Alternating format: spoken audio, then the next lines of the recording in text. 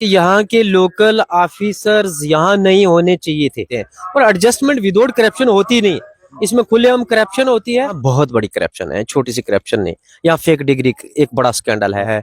यहाँ एमडीएम का एक बड़ा स्कैंडल है। यहाँ अगर आप स्कैंडलों को नोट करेंगे और फिर आपको सीबीआई जैसा अदारा चाहिए जो इनकी एक बार इंक्वायरी करे, कम से कम इन ऑफिसरों पे बागडोर लगे, इनको लगाम लगाए जाए, तब जाके हमारा निजाम तालीम ठीक हो सकता है। ये करप्शन का हिस्सा है, इसमें आप जाएं और सीओ पॉइंट से इंक्वायरी कमेटी की लिस्ट उठाएं।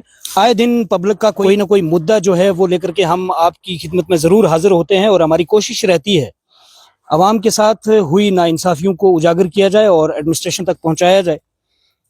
गुज़श्ता कुछ दिनों पहले मैंने महकमा तालीम के ऊपर एक स्टोरी की थी जिसमें कुछ चीज़ें जो है वो हमने विद प्रूफ आपको जो है वो बताई थी, एडमिनिस्ट्रेशन तक भी पहुंचाई थी। कितना बड़ा एक्शन हुआ, क्योंकि उन चीज़ों को ज़्यादातर एक्स सरपंच जावेद साहब मिडल मरोट जो है वो समझते हैं, क्योंकि अक्सर सुर्खियों में रहते हैं, तो अक्सर हमने देखा है कि ये भी पब्लिक की आवाज़ को हाईलाइट करते रहते हैं।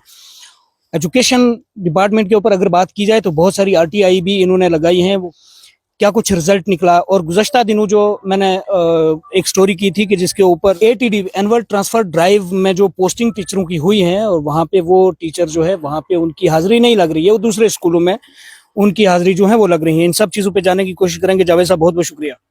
शुक्रिया। पहले आपने जो एक पॉइंट को टच किया है, एनुअल ट्रांसफर ड्राइव, एक ट्रांसफर हुई, उस पर मीडिया हजरात ने और प्लस रिप्रेजेंटेटिव्स ने और डिफरेंस तबका फिक्र के लोगों ने उस पर कुछ न कुछ खदशात जाहिर किए।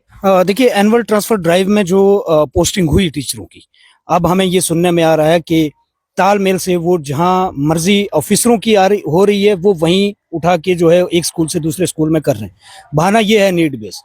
क्या लगता है आपको, पूरे सुरनकोट में कहीं ऐसे स्कूल भी मैंने देखे हैं जहां पे 100 बच्चा है एक टीचर है, 40 बच्चा है एक टीचर है, जहां पे कई जगह तो मैंने ऐसी देखी है कि जहां पे 300-300 बच्चा है लेकिन 2-2 टीचर हैं।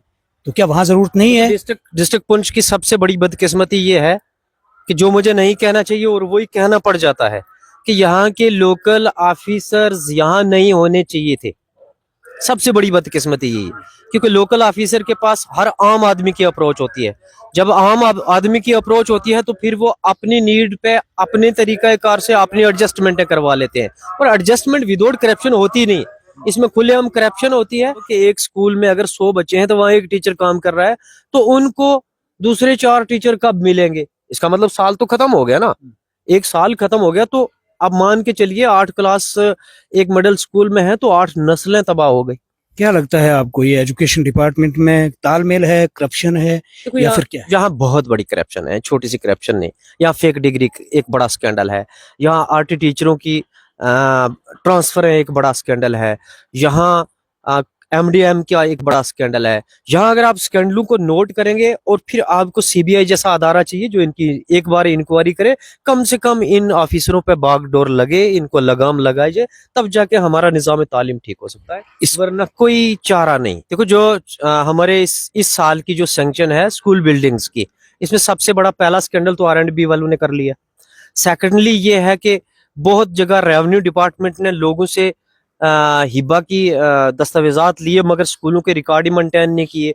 तीसरी ये है कि जोनल एजुकेशन ऑफिसर सुरनकोट ने कभी भी जिस लैंड को हैंड ओवर करना था टिल टाइम उन्होंने लैंड हैंड ओवर नहीं की। तो हमारे उन बेकस और गरीब बच्चों को बिल्डिंग मिलना नामुमकिन है। जावेद साहब, हम मकान बनाते हैं तो उस पर ज्यादा से ज्यादा एक आम आदमी अगर मकान बनाता है तो 10 से 15 लाख रुपए उस पर लगेंगे, लेकिन वो 50 साल से भी ज्यादा उसकी गारंटी होती है। लेकिन सरकार एक स्कूल की बिल्डिंग यानी 2 कमरे या 3 कमरों के लिए 40 से 50 या 60 लाख रुपए देती है, लेकिन वो स्कूल 1 साल के अंदर अंदर ही डैमेज हो जाते हैं। इसकी क्या वजह है? देखो, जो हमारे आरी विंग के लोग हैं जिसको हम इंजीनियरिंग कहते हैं, ये सारे के सारे आज की डेट में ठेकेदारों के साथ पत्ती पे काम करते हैं।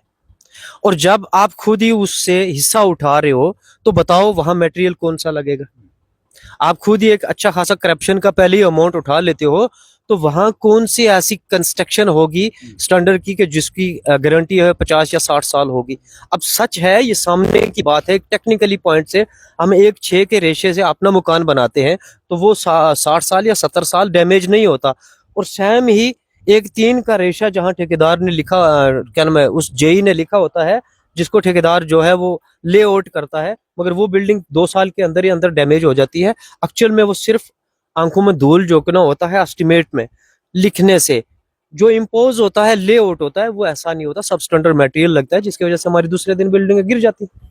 मान के चलें एक टेंडर 70 लाख रुपए का है, ठेकेदार उसको 35 लाख में निकलवा लेता है।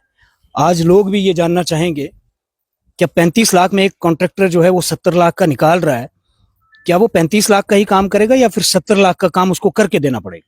होना ये चाहिए कि उसने एक कंट्रैक्टर ने इंजीनियर का एस्टिमेट चैलेंज किया है कि मैं तेरे 70 लाख में नहीं, मैं तेरे 30 लाख में 70 का काम करके दूंगा।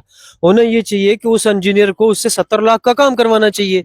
अब होता ये है कि जब वो टेंडर निकाल के आ जाता है तो वो ठेकेदार के साथ सहमत में होता है कि 35 लाख का काम किया जाता है, वह काम 35 लाख का किया जाता है, तो जिसकी वजह से कोई भी काम है वो सब स्टैंडर्ड हो गया।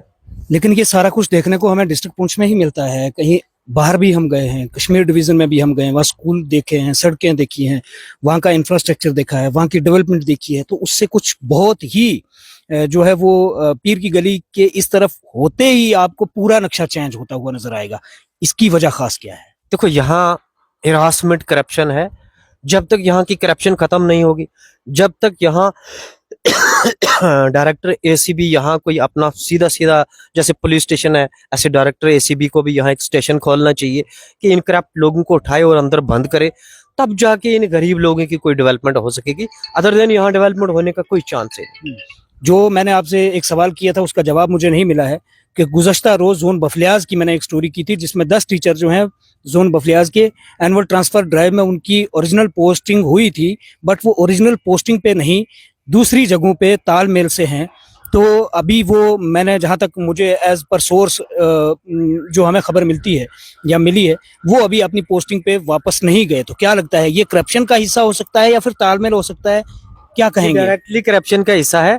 इसमें आप जाएं और सीओ पुंछ से इंक्वायरी कमेटी की लिस्ट उठाएं, उस लिस्ट में आपको मिलेगा कि जो जोन बफलियाज में 10 या 12 टीचर जो हैं वो मिली भगत से किसी दूसरी जगह काम कर रहे हैं, उनकी ड्यूटी कहीं और है, उनका ऑर्डर भी मॉडिफाई नहीं हुआ। आप देख लेंगे कि वहां ही एक प्रिंसिपल साबित होगा जो कमेटी के अंदर था।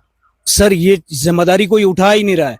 जेडयू बफलियाज कह रहा है मैंने जब पोस्टिंग हुई थी तो मैंने उनको ज्वाइन करवा के वहीं से उनकी सैलरी और वहीं से उनकी हाजिरी करवाना शुरू कर दी थी। जब सीओ साहब से बात हुई है तो सीओ चीफ एजुकेशन ऑफिसर भी ये कह रहे हैं मुझे तो पता ही नहीं, मुझे उनका पता ही नहीं वो कहाँ गए, किस तरह गए, कैसे गए। जो एनुअल ट्रांसफर ड्राइव में जो पोस्टिंग हुई है वो तो वहीं होने चाहिए।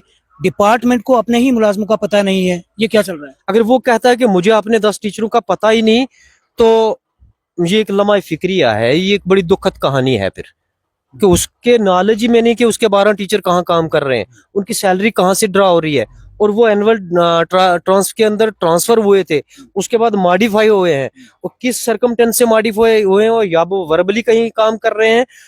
तो ये एक लम्हा फिक्रिया है। फिर तो एजुकेशन निज़ाम ही बंद कर देना चाहिए और इनको अपनी दुकानें बंद करनी चाहिए, गरीब अवाम कहीं प्राइवेट स्कूल देख लेगी। वैसे वर्बली अगर अपनी मर्जी से कोई टीचर चला जाता है या फिर डिपार्टमेंट के मशवरे से जाए? कुछ ऐसे हैं कि जो डिपार्टमेंट की मर्जी से बैठे हुए हैं, कुछ ऐसे बैठे हुए हैं जो डिपार्टमेंट की मर्जी के बगैर भी बैठे हुए हैं, डिपार्टमेंट उन्हें कुछ बोल ही नहीं पा रहा। बहुत बहुत शुक्रिया। एक छोटी सी पेशकश न्यूज़ 24 के माध्यम से इश्तियाक चौधरी के साथ, बहुत बहुत शुक्रिया।